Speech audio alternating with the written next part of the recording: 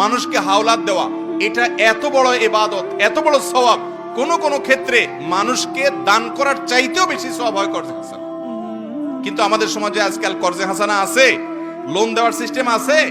এই না থাকার একটা কারণ হলো যারা লোন নেয় তারা একবার নিতে পারলে আর ওই লোকের চেহারাটাও সে দেখতে রাজি। দোকান থেকে বাকি খাওয়ার পর অন্য দোকান থেকে ঘুরে ঘুরে নগদ খায়, ওই দোকানের সামনে দিয়ে আর হাঁটে না। এই চরিত্রের কারণে যারা লোন দিতে আগ্রহী তারা লোন দিতে চাইলেও দিতে পারে না। আর এই কারণে শুধু লোন না দিয়ে লোনের বিপরীতে গ্যারান্টি নিবেন। গ্যারান্টি কি? আপনি কাউকে 10,000 টাকা লোন দিচ্ছেন, তার মোবাইলটা গ্যারান্টি দেন, মোবাইলটা বন্ধ করে ডেস্কে আপনি ফেলে রাখেন, আপনার ড্রয়ারে ফেলে রাখেন, টাকা দিবা মোবাইল নিয়ে যাবা, কাহিনী শেষ। তাহলে সে গড়িমসি করতে পারবে না।